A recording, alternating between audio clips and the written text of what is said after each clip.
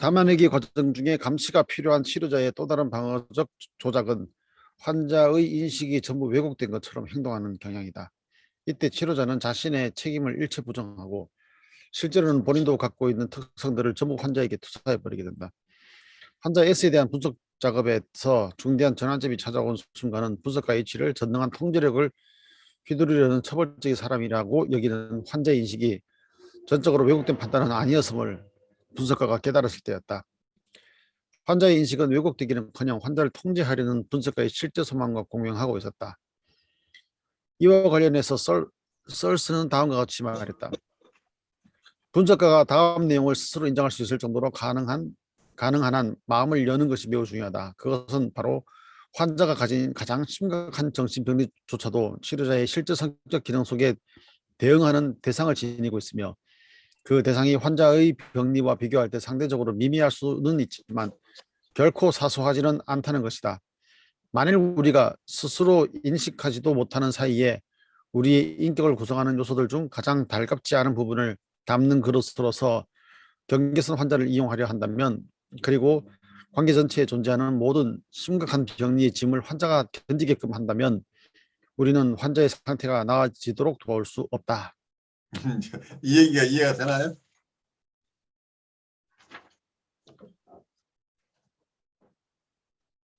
근데 한편으로 보면은 치료자가 내담자를 만났을 때 일어나는 게 이제 자기도 모르게 말하자면 역전이가 생기는 거고, 또 한편으로 보면은 환자를 내담자를 공감한다는 자체가 아까 교수님 말씀하신 대로 판타시라면은 그거는 어떻게 보면은 환자가 던져주는 판타시도 있을 수 있지만은 치료자가 가지는 어떤 판타시, 그 연민도 많이 또 봐지거든요. 그렇죠. 자기 것도 있는 거죠. 그래서 이게 주관적인 역전이. 네, 주관적인 역전. 환자로부터 유입되는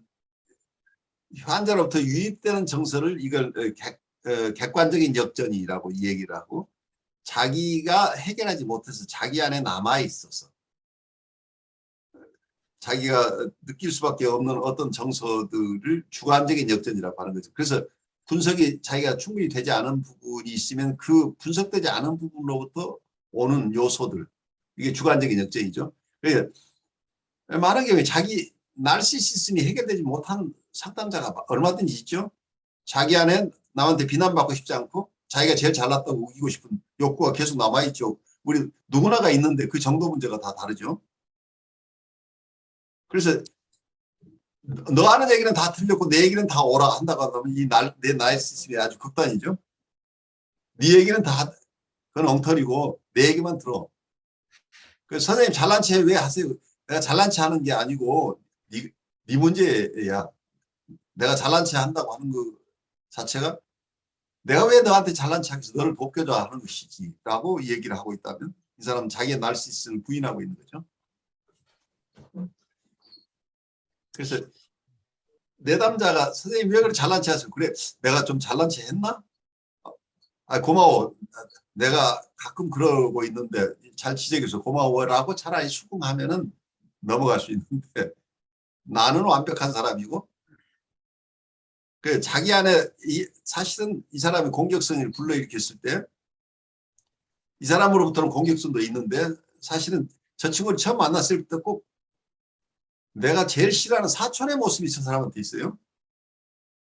그런데 이 사람이 느끼고 있는 공격성을 나한테 투사한 부분뿐만이 아니고 이 사람 처음 만났을 때부터 그 사촌에게 가지고 있는 내 배심한 생각이 자꾸 있는데 이 사람 공격성이 오면서 나한테 그 마음까지 막 증폭되는데, 만약에 이제 이런 정서가 있게 되면 내가 투사의 동의시를 사용해서 내 정서를 상대방에게 줘버릴 수 있다는 얘기예요. 그러니까 내 남자가 선생님 왜 저를 그렇게 미워하세요? 라고 얘기했으면 사실은 내가 미운 마음이 있었어요. 근데 이 미운 마음을 들키지 않으려고 내가 무슨 미운 마음이 너한테 있겠어. 너를 돌보려고 내가 얼마나 애쓰는데. 그럴 리가 없지 라고 얘기를 하고 있다면 내가 가지는 어떤 이 사람에 대한 분노나 증오의 감정을 내가 인정하지 않는 꼴이죠. 그러니까 오히려 내 불편한 정서를 네가 담아라. 네 거야. 라고 우겨버린 거예요. 네가 지금 화가 나서 그런 거지. 내가 왜 너한테 화를 내니? 내가 왜 너를 증오하겠어? 라고 얘기를 하고 있다면 어떠면은 이 사람이 원래 가지고 있는 정서, 분노도 내 것으로 가져오지 않음으로써 이 사람은 자기 비워낼 수 없는 어려움이 있어 우선. 내가 그걸 그냥 컨테인 해야 되는데 이걸 왜 그 분노 문제를 내가 받아들이지 않고 해석을 해버리거나 이렇기 때문에 이 사람은 나한테 지금 방출하려고 했던 거 방출이 안 되니까 다시 이걸 끌어안고 있는데 거기에다가 나의 분노까지도 네 거라고 우겨버리면 이 사람은 어떻게 돼요? 원래 자기 것 플러스 이 상담자가 가지고 있는 과거의 대상에 대한 분노까지를 자기 것으로 끌어안는 꼴이 되죠. 그러면 이 사람은 이자 붙여가지고 지금 이걸 받은 꼴이 되니까 더 힘들어지는 거죠. 그래서 어떤 면에서는 우리 안에 있는 취약한 부분도 우리가 인정할 수 있는 힘이 있어야 된다는 얘기죠. 우리가 해소하지 못하고 있는 부분들이 내담자에게 영향을 미칠 수 있다는 통찰도 우리가 가지고 있어야 되고, 그리고 내담자들은 굉장히 민감해서 어떤 면에서는 우리가 보지 못하는 우리 무의식 속에 담겨 있는 것까지도 이분들은 더 잘 포착할 가능성이 있기 때문에 이분들의 무의식에서 포착되는 내용을 우리가 다 허무맹랑하다고 느낄 부분은 아니라고 봐요. 그분들의 얘기를 잘 들어야 되는 거죠. 그 속에는 어쩌면 나의 실제 모습이 저 사람에게 투사돼서 저 사람이 힘들어하고 있는 부분도 있을 수 있다는 것을 이해해야 된다. 그 교수님 그 인듀스 됐다는 말 그걸로 생각해 보면 이제 결국은 인듀스 됐다는 거는 유도됐다는 거는 그 상대방이 가지고 있는 에너지가 나한테 오지만 그거는 하나의 역할이고 결국은 힘을 발휘하는 건 내 안에 있는 에너지거든요. 결국 그러니까 어떻게 보면은 그게 공명이라고 하는 거죠. 그게 이쪽에서 울렸지만 결국 이쪽에서 공명이 일어나는 것은 이쪽에서 울리는 거예요. 에너지 자체는 양쪽 다 가지고 있는데 한쪽에서 그 에너지를 건드렸을 때 일어나는데 그 양쪽 에너지를 다 묶어주는 공통된 필드가 생기는 게 그 전기로 말하면은 거기 자기장 같은 거예요. 그렇죠. 전체 자기장 안에서 내가 코일을 얼마나 가지고 있고 이쪽에 코일이 얼마 있느냐에 따라 가지고 유도되는 양이 달라지는데, 그러면 이쪽에서 받은 그 에너지가 내 건지 전해받은 건지 자기정을 통해서 넘어온 건지 그거를 실제적으로 구별하기는 쉽지 않은 상황이 되지만은 그걸 만약에 내담자 쪽으로 다 돌려줘 버리게 되면 그쪽에서는 말 그대로 과부하 걸려서 이제 그거는 폭발하는 상황이 돼 버리잖아요. 그렇게 되죠. 네. 그러니까 그걸 위해 가지고 전기 회로에서는 뭐 저항도 걸어주고 아니면은 잠시 에너지를 좀 킵했다가 조금씩 방출하도록 그 커패시티도 달아주고 이러거든요. 근데 그런 시츄에이션이 심리적인 상황하고 또 상당히 유사한 것 같아요. 유사하죠. 예, 적절하게 회로를 구성하게 되면은 서로 간에 이제 그걸 견뎌내는데 그걸 하지 않고 액면가대로 그냥 에너지를 있는 대로 다 노출해 버리면은 사실은 양쪽 다 그 말하자면은 적절하게 경계란 절연되어 있어야 될 부분이 파괴돼 가지고 결국은 이제 스파크 일어나고 폭발하는 그런 상황처럼 이게 내담자와 그 환자 간의 특히 치료자 사이에서도 한쪽 그 내담자의 문제만이 아니라 치료자가 가지고 있는 막대한 에너지가 있는데 단지 그 에너지를 자기가 잘 관리했을 뿐이지 그게 건드려지게 되면 언제든지 그것도 작동을 해버리게 되면 양쪽 다가 그냥 강력한 에너지로 스파크가 일어날 수 있는 그런 시츄에이션인 것 같거든요. 그래서 그런 생각이 들었습니다. 아주 좋은 어떤 비교죠. 어떤 비유인데 굉장히 도움이 되는 거죠. 어떤 면에서 필요할 때 저항을 걸어줘야 된다는 얘기가 지금 아주 나한테 들리는데 그냥 방출되도록 아무렇게나 방출됐다 큰 사고 나니까 그 에너지들이 보통 특히 공격성 같은 경우는 이분한테 담고 있는 공격성들이 우리한테도 그냥 넘어와서 우리가 이걸 잘 소화한다고 하지만 그렇다고 한다면 이 사람의 마음을 우리가 읽어내는 거잖아요. 이 사람 안에 근원적으로 공격성이 참 많은데 이걸 방출하지 못해서 이걸 적절하게 표현해내 못하는 상황이 있다고 한다면 이분이 서서히 그걸 언어로 방출하도록 도와줍니다. 그렇지만 한꺼번에 터지지 않도록 해야 된다. 그래서 우선 채널을 확보하는 게 중요하죠. 아무렇게나 방출하는 게 아니고 정해진 루트를 통해서 방출하도록. 근데 그 정해진 루트는 안전한 게 언어적 커뮤니케이션이에요. 그 버벌라이제이션 하면 이게 방출이 일어나는데, 이거 언어적 방출이라고 하는 것도 지나치게 한꺼번에 많이 방출하게 되면 자극이 너무 심해서 그거 자체가 이분이 견딜 수 없을 경우도 있어요. 그래서 지나치게 많은 얘기를 하는 경우는 특히 사이카틱한 사람들, 한 획인데 너무 많은 것을 얘기하면 굉장히 위험해요. 그래서 어느 시점에서 막아줘야 돼. 오히려 이쪽에 저항을 걸어줘야 돼. 그걸 그 얘기를 더 이상 하지 않고 다른 얘기를 할 수 있도록 도와주거나 이러면서 이 사람이 숨가쁘게 막 내뱉지 않고 도와줘요. 숨가쁘게 모든 걸 다 한꺼번에 폭포처럼 쏟아내고 나면 이분이 그걸 견디지 못해서 잘못하면은 이분이 사이카틱한 상태로, 지금 잠재적인 사이카틱한 상태에서 활성화된 사이카틱 상태로 가버릴 수도 있어요. 심리 기구가 약하기 때문에. 그래서 아까 스파크가 일어나지 않도록 조심한다고 하는 것, 전기공학에서 얘기하는 얘기가 어떤 면에서는 심리치료에서도 굉장히 아주 조심스럽게 내담자가 폭발하지 않는 선에서 점차적으로 뭐라고 할까, 이 사람에게 데미지가 되는 에너지들이 건강하게 방출될 수 있도록 도와주는 역할을 우리가 해야 되겠죠. 근데 그게 시간이 필요한 거지 한꺼번에 너무 빨리 하려고 하다 보면 이게 시한폭탄이 터져버린다는 얘기죠. 치료자는 자신이 가진 증오로 환자를 비난하는 것과 증오가 존재한다는 사실 자체를 부인하는 것 사이에서 아슬아슬한 줄타기를 해야만 한다. 증오와 분노는 담아내기 과정을 통해 처리 및 대사되고 난 후 환자에게 도움이 될 수 있는 한층 건설적인 방식으로 표현될 수 있다. 게다가 증오와 분노를 참아내면서 그 속에 존재하는 강렬한 감정을 견디는 것 자체가 환자로부터 변화를 이끌어낼 수도 있다. 환자 S와의 분석 치료에서 2주간의 휴가가 시작되기 이전의 몇 달 동안 환자는 분석가 H가 환자 자신의 받아들일 수 없는 부분을 위한 화장실로 이용되는 와중에도 분석적 태도를 유지하기 위해 수없이 몸부림치는 모습을 목격했다.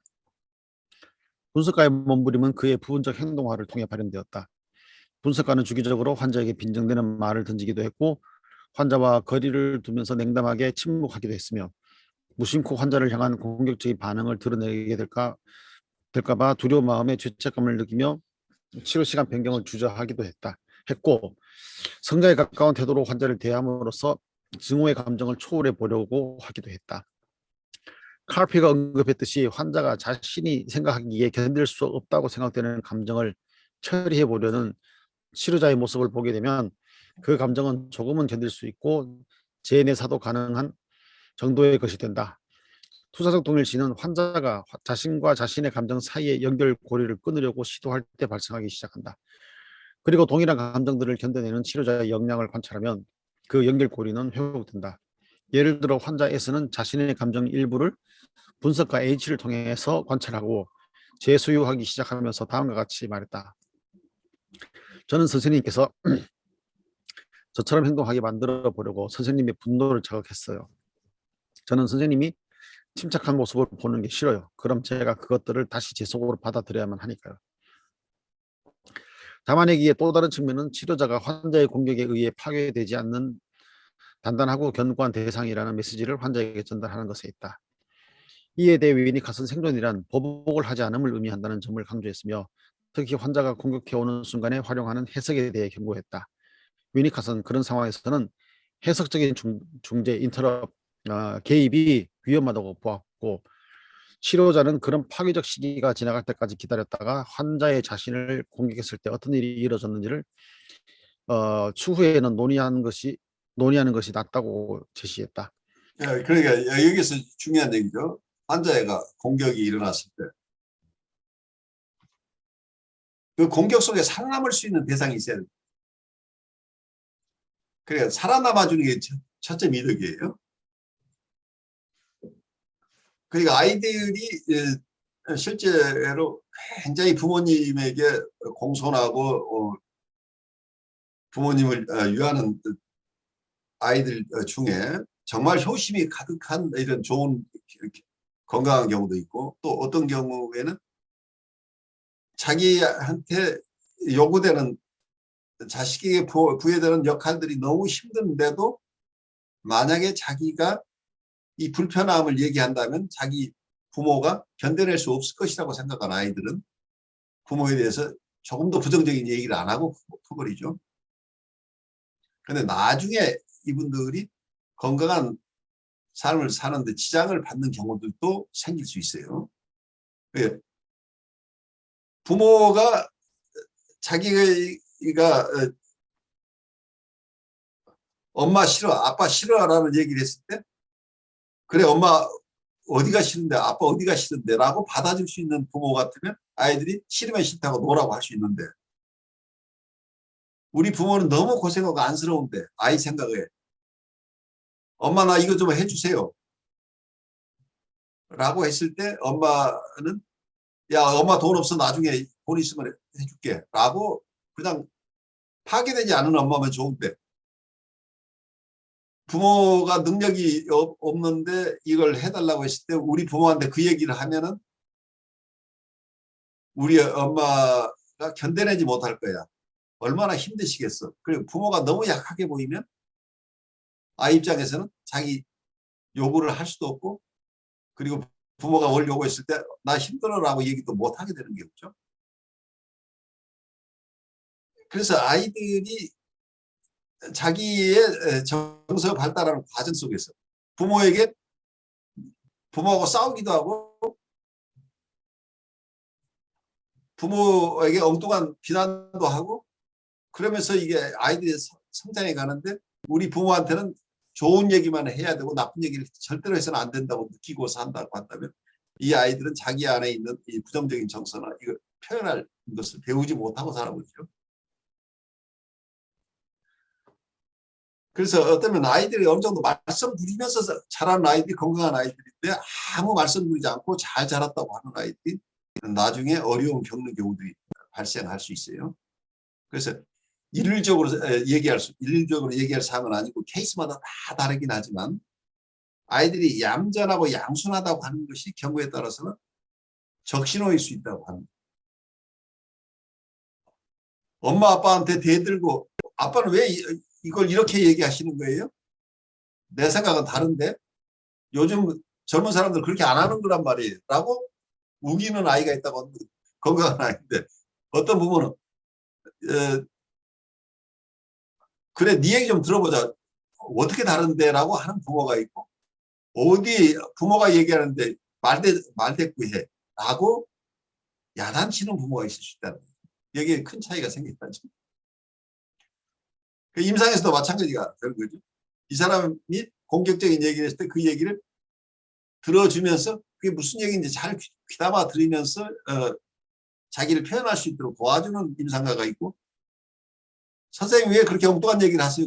내가 엉뚱한 얘기를 하는 게 아니고 내 얘기를 당신이 잘못 받아들이고 있잖아 라고 그 말문을 막아버리는 임상가가 있을 수 있다는 얘기예요. 제가 두서없이 얘기를 했는데 이게 여러분들이 어떻게 들렸는지 좀 얘기 나누죠. 그 교회에서 이제 성경 공부를 하다 보면은 이제 어떤 일이 생기냐면은 성경의 이야기나 이런 것들을 같은 성도들이 읽으면서 그 말하자면 뭐 전문적인 어떤 신학적 훈련을 안 받은 사람도 성경을 해석을 하잖아요. 근데 그런 해석을 하게 될 때 경우에 따라서는 목회자가 진행자나 목회자가 자기의 해석 방식을 이제 강요할 때가 있거든요. 내 해석이 옳으니까 이대로 해석하라고 전해주는데, 근데 시간을 들여서 들어보면은 그 참여한 사람들은 그 해석이 납득이 안 간다는 거죠. 자기로서. 자기 안에 해석이 일어나고 있는데 그걸 막느냐 아니면은 그것을 표현하게 해서 같이 이야기를 나누냐는 큰 차이가 나는데, 이제 그걸 이제 뭐 여러 가지 이유가 있겠죠. 막는 경우가 너무, 그러니까 어떤 면에서 보면 그 일반 성도들이 가지고 있는 이해 방식이나 해석하는 게 자칫하다가는 소위 말하는 이단이라고 불려지는 그런 해석 방식이 될 수도 있는 건데, 문제는 그걸 표현을 안 하면은 마음속에서 계속 담고 에너지로 움직이고 있는데, 그걸 표현하게 되면은 그걸 예를 들어서 그게 잘못된 경우에는 수정할 수 있는 가능성이 생기잖아요. 그렇죠. 예. 이제 그런 것처럼 그 치료자와 내담자 사이에서도 내담자가 가지고 있는 것들을 표현을 해야지 치료자가 그걸 듣고 적절하게 반응을 해서 말하자면 건강한 쪽으로 유도가 될 수 있는데, 그걸 못하게 하고 해석을 일방적으로 해석을 딱 전해져 버리면은 결국은 그거는 내담자가 아무리 그게 자기가 충분히 그렇게 생각할 능력이 안 된다거나 심리적 상태가 안 된다 할지라도 자기 속에서는 전혀 다른 내용을 담고 있는 채로 그냥 가만히 가야 되기 때문에, 결국은 아무리 좋은 해석을 해주고 해도 그 내담자 이야기를 들어보면서 그 내담자 이야기에 같이 적절하게 반응하지 않으면 결국은 문제는 심화되거나 그대로 가지고 간다는 이제 그런 결론이 나는 것 같아요. 그런 것들이 어떻게 보면 공부하는 데서라든지 교회라든지 이런 데서도 꼭 정신적인 심리적인 문제가 아니더라도 그게 같이 나타나는 그런 현상 같습니다. 그 권위적인 입장으로 우리가 사람을 돕겠다고 하는 것 자체가 대부분의 경우 실패하는 이유가 그거죠. 어쩌면 인터서브젝티브하게 상호적으로 교류하면서 얘기들이 일어나야, 어쩌면 데모크래틱하게 민주적으로 대화를 할 수 있어야 우리가 어떤 분의 이제 어떤 분을 심리적으로 돕는다고 한다는 그분 심리는 그분이 제일 잘 알고 그분 안에 있는 것들이 대부분인데, 그걸 내가 이분의 얘기를 듣지 않고 다 신통 얘기 알아내서 그 사람에게 어떤 도움을 준다고 하는 것 자체가 처음부터 옴니포턴트한 생각이죠. 물론 무의식적인 것을 포착해내는 능력은 우리가 있지만, 이분이 충분한 자기 얘기를 하지 않은 상태에서 어떤 방식이건 언어로 잘 표현하지 못하는 분이라도 있겠지만, 자기 정서를 아직은 잘 표현하지 못하고 있지만 그러다 말을 못하는 것은 아니니까 점차적으로 자기 안에 있는 어떤 불편한 것들을 어느 정도 오해하는지는 모르지만 표현할 수 있도록 도와주는 역할들을 하면서 점차적으로 할 수밖에 없는데, 우리가 이분 얘기를 다 듣지 않고 우리 얘기를 먼저 주려고 한다고 한다면 무리가 생길 수 있겠죠. 제가 예, 뭔가 해석이나 뭔가 이런 얘기를 했다가 일어난 일들에 대해서 생각이 떠올라서 그러니까 좀 좋은 사례 같아요. 다시 한번 이렇게 그때를 돌이켜 봤는데, 오늘 이야기하는 그대로를 제가 한 것 같더라고요. 그러니까, 내담자분이 명백히 뭔가 왜곡된 사고를 하는 것 같아서, 예. 그 부분에 대해서 이제 보통의 정신분석이 아니라 이제 보통 인지행동 치료에서는 그런 생각들을 찾아서 뭔가 뭐 어디 인지적 오류가 어디 있는지도 살펴보고 하는 그런 과정이 있기 때문에 그렇게 접근을 한다고 했고, 그러다 보니까 이제 처음에는 좀 본인이 받아들이지 못하는 것 같아서 이제 논리적으로 좀 더 설명하고 이렇게 하다 보니까 시간이 조금 오버가 됐는데 제가 멈추지를 못하겠는 거예요. 내가 지금 설득을 해야 되는 거죠.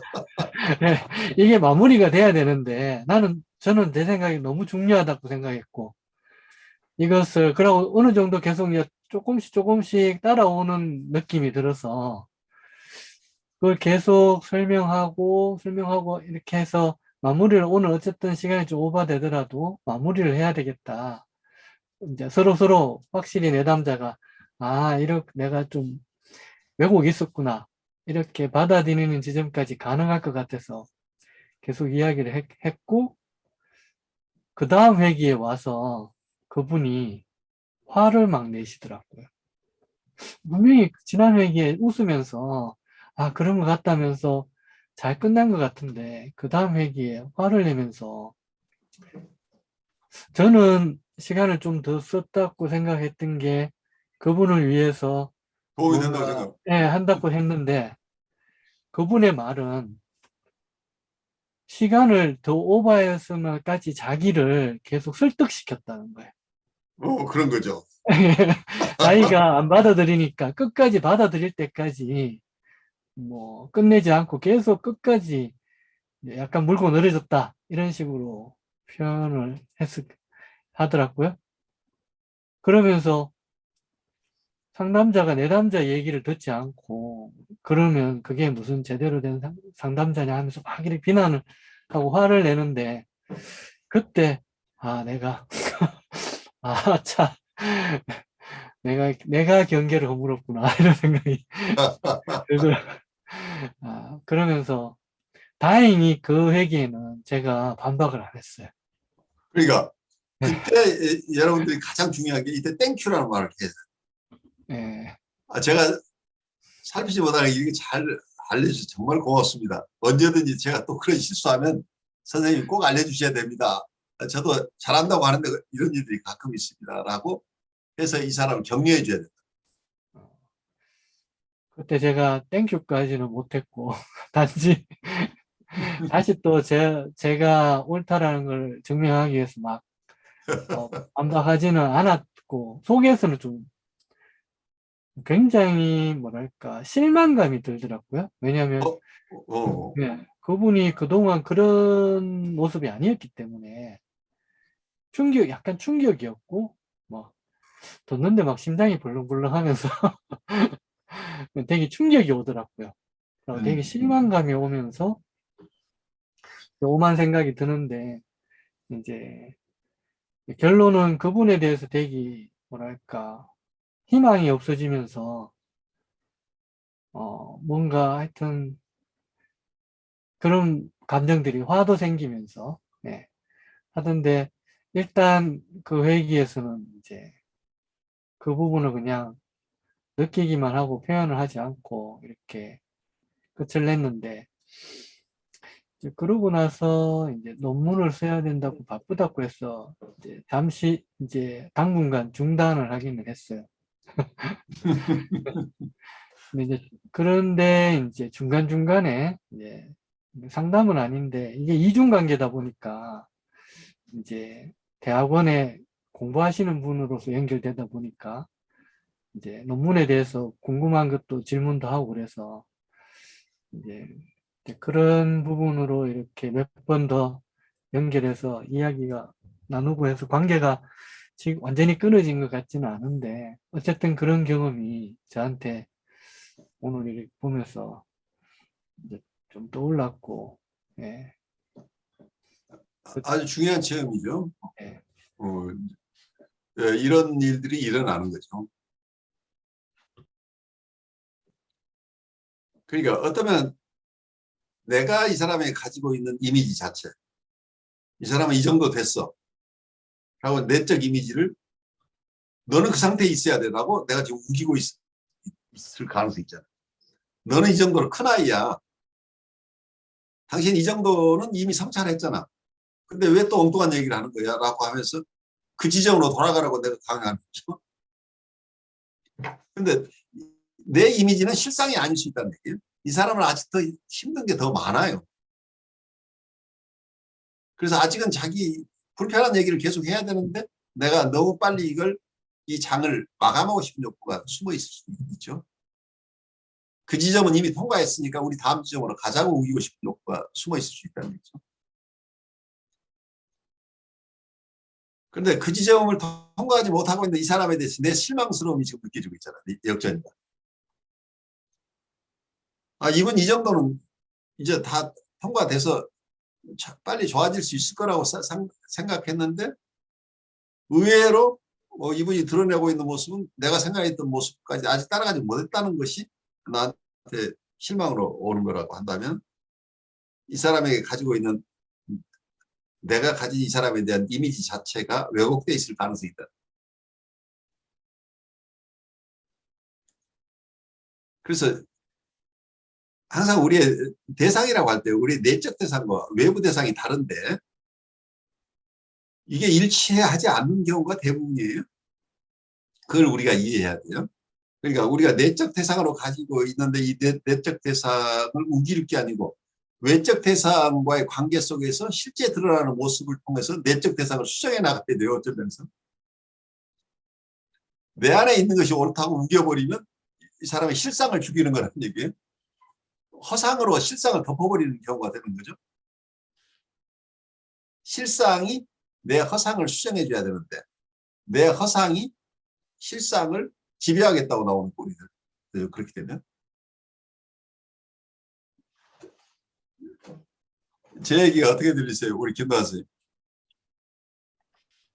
네, 그게 참 쉽지 않은 것 같아요. 네, 이렇게 쉽지 않죠. 예. 깜빡 속는 일이 많더라고요. 네, 정말 확실하다 생각했는데 네, 약간 뒤통수 맞는 듯한 느낌에 이제 공부를 안 했으면 그걸 이제 그 사람 탓으로 돌렸겠죠. 그렇죠. 근데 이제 교수님한테도 많이 배우고 듣다 보니까 머리로는 이게 내가 뭔가 허상을 만들어서 지금 내 세계 안으로 뭔가 자꾸 끼워 맞추려고 하는구나. 이런 이제 생각을 하게끔 하긴 하는데 또 막상 이제 이렇게 실전에 들어가면 정말 그러니까 제 도식에 의해서 그냥 하는 경우가 비일비재하다는 생각이 들었고 지금 드는 생각도 그렇고 어떤 경우에는 그럼에도 불구하고 이렇게 내담자분이 계속 와서 네, 이야기하고 뭔가 하시는 거 보면 고맙다라는 생각도 좀 정말 고맙다고 생각해요. 내담자들이 일부는 우리를 담아주고 있다는 걸 이해하세요. 그 컨테인먼트라는 용어가 비온 얘기인데 담아주기를 하는데 우리가 내담자의 어려운 것을 담아주기도 하지만 사실은 내담자들이 우리가 처리하지 못하는 것을 담아내는 기능도 하고 있는 거죠. 현실적으로 일어나는 거죠. 그리고 내가 이 얘기를 하면 선생님이 얼마나 힘드실까 해서 그냥 참아주는 부분도 얼마나 있다는 거죠. 그래서 덕분에 이제 또 제가 또 뭔가 힘들고 어려운 부분이 있지만 제 혼자로서는 경험하지 못하는 어떤 경험으로 인해서 좀 많이 성장한다는 느낌은 그 내담자분들을 통해서 확실히 느끼고 똑같은 사람은 잘 없는 것 같아요. 전혀 다 없는 거죠. 네. 아무리 진단하고 비슷한 것 같고 막 원인이 거의 같은 것 같아도 또 오래 만나보면 정말 드라마틱하게 뭔가 진행되는 거 보면 참 아직까지는 계속 뭔가 약간 확신성은 없이 그냥 가긴 가는데 그리고 확신을 가지면 사고가 나요. 그러니까 뭔가 좀 안 닿고 그 사람한테 이제 확신 가지고 하려고 그러다가 이제 한번 그런 경험하고 나니까 정말 예 이렇게 많이 더 들어야 되겠다 이런 생각을 많이 하게 됐습니다. 그래요. 그래 이제 비온이 얘기하는 오라고 하는 게 이발빙 오라고 진화하는 오라는 얘기가 실무적으로 어떤 임상적으로 굉장히 중요하다고 해요. 내가 그 사람의 실상을 봤어요. 어느 순간에 그 사람의 추루스를 봤어요. 근데 그 추루스 자체가 진화한다는 얘기예요. 그러니까 어제는 그 사람의 추루스를 봤지만 오늘의 그 사람의 모습은 어제의 모습이 아니라. 그러니까 내가 어제 이 사람에게 가졌던 것으로 내 인터널 오브젝트가 형성되어 있다고 하면 어제 가졌던 임프레션을 가지고 이 사람에게 계속 커뮤니케이션을 하면 이 사람은 못 알아들어요. 그렇게 되면. 왜냐하면 이 실체가 진화하고 있기 때문에 어제의 모습과 오늘의 모습이 다를 수 있다. 그래서 비온이 얘기한 게 내가 가진 이 사람에 대한 내담자에 대한 기억이나 나의 메모리나 언더스탠딩이나 디자이어 나의 소망이나 이해나 기억마저도 내려놓고 이분을 만나야 된다고 하는 게 그 얘기예요. 근데 이게 좀 극단적인 얘기지만 우리가 편견 없이 만나야 된다. 우리가 고정관념을 가지고 만나서는 안 된다는 얘기를 하고 있어요.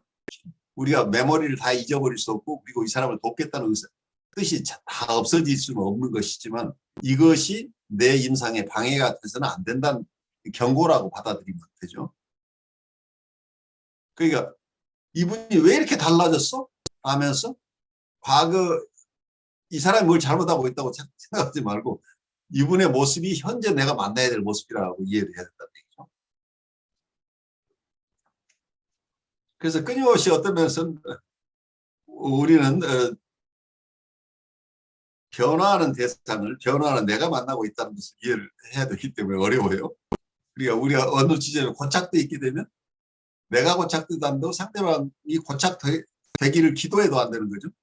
그럴 수 없고 우리는 변화하고 변모하는 존재라는 것을 받아들여야 그 실존적인 변화가 계속해서 일어난다는 것을 이해하면서 가야 된다. 환자 S의 사례는 증오로 가득 찬 경계선 환자와의 분석에서 돌파구를 마련하려면 그 전에 절망의 벼랑 끝까지 가보아야만 할 때도 있음을 보여준다. 브로드는 파괴적인 경계선 환자에 대해 언급하며 다음과 같이 말했다. 내 이론에 따르면 환자와 분석가 모두 당장 그만두자고는 말이 목끝까지 차올라 있는 이 어두컴컴하고 불길한 시간은 어쩌면 환자가 지닌 가장 심각한 파괴적인 충동을 분석해 볼 수 있는 유일한 전이의 시간일지도 모른다. 충분한 시간 동안 증오의 감정을 담아낼 수 있는 치료자는 종종 증오의 감정에 가려있던 사랑에 대한 갈망을 발견하게 된다. 환자 S도 결국에는 그동안 분석가 H에게 심하게 의존해 왔으며 증오를 통해 분석가와 모종의 유대감을 유지하고 싶었다는 마음을 털어놓을 수 있었다. 볼라스는 한 개인이 어떤 관계에 격정적이고 부정적인 심리적 에너지를 계속 집중함으로써 그 관계를 보존하는 상황을 설명하기 위해 증오하는 사랑이라는 용어를 만들었다. 증오를 갖고 있는 환자의 내면에는 증오가 사랑의 이면이 아닌 사랑의 대리로서 존재한다. 예를 들어 환자에서는 무관심에 대한 두려움을 갖고 살았고 오로지 증오를 통해서만 주변의 대상이 자신과 격정의 관계를 맺게 할 수 있었다. 그렇게 하는 것만이 살아있음을 느끼고 연결되었음을 느낄 수 있는 유일한 방법이었다. 그리고 증오의 다른 기능들 역시 환자 S에 대한 분석 속에서 분명히 드러났다. 그 기능에는 형체가 없는 것 같은 정체성을 조직화하는 데 영향을 미치거나 비통한 슬픔으로부터 방어하는 역할을 맡거나 시기심을 다루기 위해 방어적 기능을 수행하는 것 등이 있었다. 그래요. 이 내용 속에서도 아까 제가 조금 말씀드렸습니다만은 자아심리학자들 중에는 이 정서 자체도 처음에 미분화된 상태인데 점차 환경을 만나면서 언디프레시에이션 매트릭스, 그 미분화된 심리적인 모체로부터 정서도 하나씩 분화돼 나온다고 하기 때문에 이런 이론에 따른다고 한다면 정서의 발달에 따라서 어떤 사람들은 풍요로운 정서를 가지고 있고 어떤 사람은 몇 가지 정서밖에 없는 경우도 있겠죠. 그래서 가장 원초적인 정서 중에 하나가 증오죠. 러브 앤 헤이트라고 우선 크게 본다고 한다면 러브라고 하는 것과 헤이트라는 것 원래가 분리된 게 아니라고 볼 수 있죠. 언디퍼리션 매트릭스로부터 나왔으니까 하나의 정동인데 하나의 정동으로부터 환경을 접하면서 자기를 만족시켜주는 대상과의 관계에서 어떤 여기서 사랑하는 정서나 리비도가 형성되고 그리고 자기의 좌절의 경험 속에서 분노나 증오나 혹은 공격적인 욕동 이런 것들이 발달한다. 이렇게 어떤 미분화된 어떤 모체로부터 정동도 발생하고 그리고 욕동도 발생한다.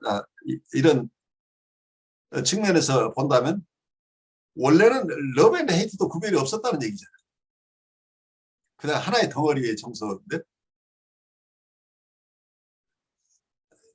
지금 어떤 증오의 정서 또는 어떤 분노의 정서 속에 숨겨져 있는 사랑이 있을 수 있다고 하는 사랑에 대한 추구가 증오의 모습으로 나온다고 하는 케이스를 여기서 설명하고 있죠. 그래서 이 정서의 분화라는 것도 그렇게 클리어하게 이것은 사랑이고 이것은 분노고 이것은 증오라고 얘기할 수 없는 경우도 발생하는 거예요. 증오하는 사람이 사실은 추구하는 것은 사랑이라고 한다고 한다면 여기서 러빙 헤이트라고 얘기하는 거죠. 사랑하는 증오죠. 이걸 근데 번역을 왜 이렇게 했을까요? 여기서 볼라스의 원문에는 한 개인이 어떤 관계에서 격정적이고 부정적인 심리적 에너지를 계속 집중함으로써 그 관계를 보존하는 상황을 설명하기 위해서 증오하는 사람이라고 표현했는데 이걸 러빙 헤이트라고 얘기했는데 사랑하는 증오라고 번역하지 않고 왜 증오하는 사랑이라고 번역했을까요? 이 번역자의 무의식을 내가 참 갑자기 만나서 지금 내가 어리둥절해요. 분명히 원문이 어떻게 되어 있는지 내가 확인할 수는 지금은 없지만 러빙 헤이트라고 한다면 일반적으로 번역할 때 사랑하는 증오인데 그 사랑을 품은 증오라는 얘기인데 실상은 사랑인데 증오로 드러난 표상으로 실제 드러나는 것 외부로 드러나는 것은 증오지만 그 속에서 사랑이 증오의 모습으로 드러났다는 이런 얘기인데 이 번역이 갑자기 증오하는 사랑이라고 하는 게 증오를 품고 있는 사랑이라는 묘한 이렇게 지금 원문과 역전되는 느낌이 있는데 이걸 여러분들 어떻게 이해를 할까요? 여러분들 느낌 어때요?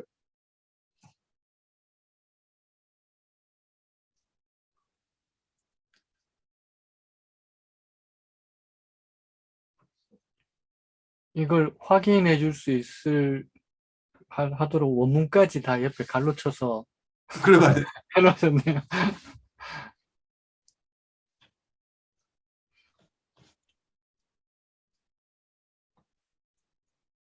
여러분들은 그게 어떤 인상으로 오세요?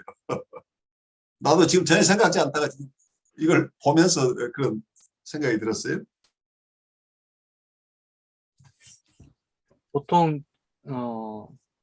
이 번역할 때 명확하게 잘 이게 제대로 뭐 어떤 단어를 써야 될지 잘 모를 때 자기 의역을 해놓고 그 옆에 이제 원문을 살짝 단어를 적어 놓고 이렇게 하는데 혹시 이분도 아무리 봐도 자기는 정오하는 사랑인 것 같은데 그래서 원문은 이렇게 원문은 이분이 이렇게 돼 있어서 지금 말씀 굉장히 고민하고 결론을 이렇게 내렸다는 얘기 같죠?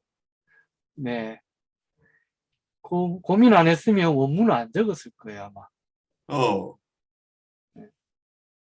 그냥 모르게 그냥 지나갔을 텐데 이렇게 번역 제대로 했다고 생각하고 중요하다고 생각하거나 할 때만 이렇게 그렇죠. 네. 원문을 넣는 건 그런 경우죠. 음. 근데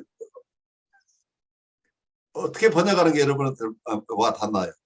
여러분들 서로 의견 한번 내보시죠. 이 번역자의 번역이 더 마음에 드시나요?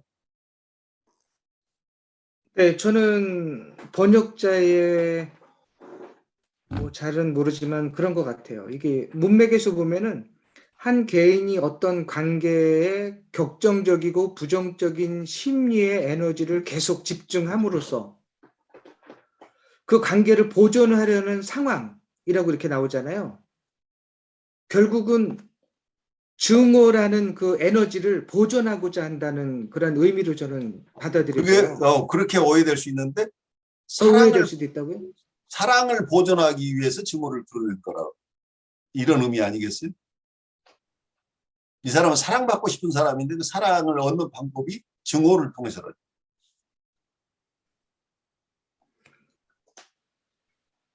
근데 저기 그 단어 중에 러빙 갓이라는 게 사랑의 하나님이라고 번역하거든요, 보통. 네, 그 방식으로 하면은 사랑의 증오라는 말도 되거든요. 사랑의 증오. 그렇죠. 네. 증오하는 사랑보다는 사랑하는 증오가 그 사랑의 증오. 그러니까 여기서는 주어로 따진다 그러면 사랑이 아니고 증오가 주어죠. 증오죠. 결국 현실로 드러나는 것은 증오인데 이 증오가 사실은 사랑하는 관계를 유지하기 위해서 증오를 사용한다는 얘기예요.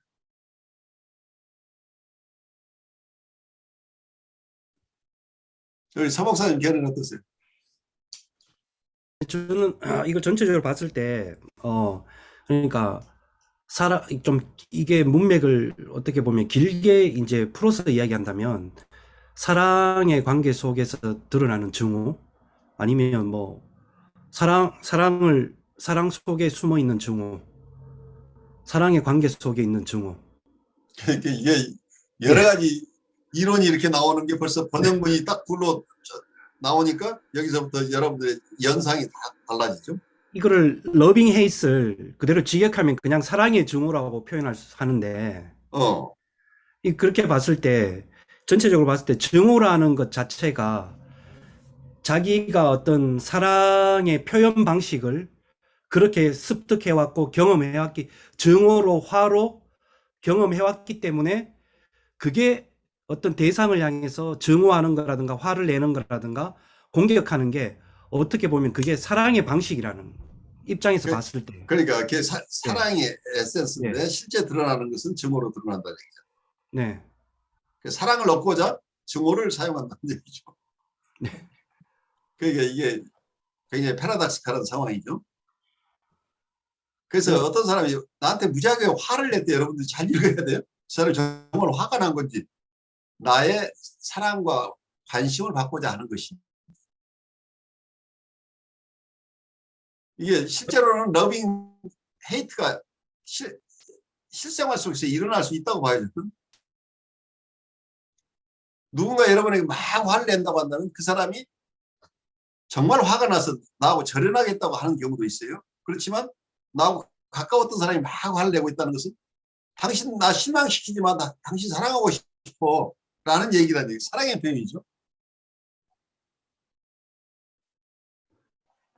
교수님, 그게 그 NB 시기심이랑도 연결되지 않을까 싶은데요. 그러니까 시기심이 나타나는 방식이 말하자면은 공격성이 나오지만은 사실 그 속에 저는 이상화가 들어가 있을 수도 있고, 또 경우에 따라서는 그 상대방에 대해서 상당히 칭찬하고 막 이상화시키는 걸 표현하지만 그 뒤 숨겨져 있는 것은 공격성이 들어있고, 이제 이런 것들 보면은 그처럼 이 심리적으로 가지고 있는 정서의 패러독스가 아닐까. 그러니까 복합적이어서 우리가 너무 심플하게 볼 부분은 아닌 거죠. 그러니까 교수님, 저는 네. 하나 좀 확인받고 싶은 게 네, 있는데요. 말씀하세요. 이 번역 작가라고 우리가 표현하잖아요. 예, 예. 그래서 저는 어떻게 보면 제 고집일 수는 있는데 이 문맥이 보면은 앞에 그 볼라스가 하는 얘기가 한 개인의 어떤 관계에 격정적이고 부정적인 감정, 아니 부정적인 심리 에너지를 계속 집중함으로써 거기에 또 집중함으로써에 또 써놨어요. 카텍시스라고. 예, 카텍시스죠. 예. 네. 카텍시스라고 써놨으니까 함으로써 그 관계를 보존하려고 하는 상황. 네. 저는 이거를 이렇게 이용을 한다면은 물론 이제 그 이 단어 자체만 보면은 뭐 증오라든지 이렇게 본다면은 뭐 좀 안 좋은 거 아니야? 이렇게 생각할 수는 있지만 저는 이 문맥에서 봐서는 이 상황이 증오를 사랑하는 상황으로 어떤 관계를 유지해 나가려고 하는 그런 어떤 에너지 집중이 아닌가. 또 그렇게도 생각해 봤거든요. 그래서 여기서 심리적 에너지 카텍시스라고 할 때는 부정적인 것과 긍정적인 게 다 카텍시스죠. 에너지니까. 그런데 이 에너지 증오 부정적인 심리적 에너지 여기서는 미워하는 마음을 계속 가지고 있는데 사실은 그 미워하는 마음은 왜 생겼냐면은 그 대상으로부터 관심받고 사랑받고자 하는 욕망 때문에 이 증오의 모습을 드러내고 있다. 그런 표현이 아닌가 싶어요. 그래서 이분이 얻고 싶은 건 사랑인데 실제 드러나는 외관으로 드러나는 건 증오로 드러난다는 거죠. 그 어떤 심리 현상을 관찰한 것은 이렇게 설명한 건데 어쩌면 비슷한 게 어떤 우리 리액션 포메이션이라는 또 심리적인 용어들이 있죠. 반동 형성이라고 하는 사랑하는 사람한테 미워하는 마음으로 오히려 미워하는데 사실은 너무 지나치게 사랑할까 봐 미워하는 사람도 있고 내가 너무 미워할까 봐 사랑하는 사람도 있고 리액션 포메이션도 있고 이 심리는 굉장히 패러닥시칼한 부분이 많기 때문에 여기에서 이런 현상들을 우리가 이해할 수는 있는데 제가 여러분들에게 어떤 자유현상을 부탁드렸던 것은 이 번역자가 일상적으로 번역하는 것을 뒤바꿔 놓은 것이 여러분들에게 어떻게 현상을 일으키는지 하는 걸 듣고 싶었어요. 아주 재미있는 현상이죠. 그래서 이게 보통 뭐 러빙 헤이트라는 이 표현을 쓸 때 어떨 때는 이게 굳이 꼭 그 내용상으로는 러빙이 헤이트에 종속된 것처럼 보이지만 실제적으로 이 표현은 증오하고 러브하고 헤이트를 거의 같은 동격으로 취급하면서도 헤이시 표현되는 것처럼 쓸 때 이런 식으로 쓰는 것 같거든요. 그렇죠. 이 저자 입장에서는 사실 번역가가 증오하는 사랑이라고 했거나 아니면 사랑하는 증오라고 했거나 내용상으로는 사실은 큰 차이가 안 나는데 우리가 볼 때에는 표현되는 게 사랑이냐 증오냐 이제 그 차이 때문에 겪는 혼란 같은데 사실상은 결국은 이 볼라스가 말하고 있는 거는 러브랑 헤이시 지금 거의 같은 동격이다라고 지금 표현된 것 같은 그런 생각이 듭니다. 네, 그래요. 이건 여러분들 각각 다른 느낌으로 가져갈 수 있고 나중에 기회 되면 우리 볼라스 원문을 보고 한번 또 토론을 해도 재미있을 것 같아요. 우리가 제가 마지막 예 말씀하세요. 예. 그 반대로 한번 표현을 해보면 좀 물론 강 목사님 말씀하신 것도 비슷하긴 한데요. 그러니까 헤이딩 러브라고 했을 경우에는 지금 현재 번역가가 번역해 놓은 게 맞을 것 같은데 러빙 헤이시라고 썼다라는 거는 원래 볼라스가 얘기하고 싶었던 거는 목적하고자 하는 게 헤이트에 끝나지 않았나라는 생각이 들긴 합니다. 그러니까 헤이딩 러브냐 러빙 헤이트냐 영어 원문 자체를 한번 반대로 이렇게 이 수식하는 말하고 목적되는 말하고를 바꿔서 한번 표현해 보면 조금 이해가 쉽지 않을까 하는 생각도 듭니다. 그래요. 여러분들 각각 다른 방법으로 우리가 이해를 조금 더 풍요롭게 할 수 있겠어요. 이런 현상들이 사실은 어느 하나로 이해되기보다는 실제 이런 현상이 있을 때 여기에서 가장 중요한 것이 핵심이 러브냐 헤이트냐 어느 것이 더 우월한 것인가 하는 것도 우리가 좀 살펴봐야 될 필요가 있겠죠. 임상 상황에 따라 각각 다른 의미로 우리가 받아들일 수 있을 거예요. 여러분들 수고하셨어요. 오늘 수고하셨고 또 다음 주일에 뵙죠. 네, 수고하셨습니다. 네, 수고하셨습니다. 네. 여러분 안녕하십니까. 혁신 라이프 코칭 연수원 ICC 창설자 신현근 정신분석학 박사입니다. 제가 이번에 클래스 EU 클래스 마켓에 저의 영상 강의를 개설하였습니다. 이번에 처음 개설한 강의는 정신분석적 인간 이해 과목입니다. 제가 하는 강의 내용을 여러분께서 잘 아실 수 있도록 이 과목의 소개 영상과 첫 번째 강의 정신분석학의 정의와 두 가지 기본적 가설을 주제로 한 강의 영상을 여러분께 소개합니다. 이 두 개의 영상을 보시고 더 관심 있으신 분들은 직접 제 클래스 사이트로 들어가셔서 클래스에서 어떤 것이 진행되는지 검토하시고 여러분 주위에 있는 분에게도 제 강의가 있음을 알려주시면 고맙겠습니다. 여러분 감사합니다.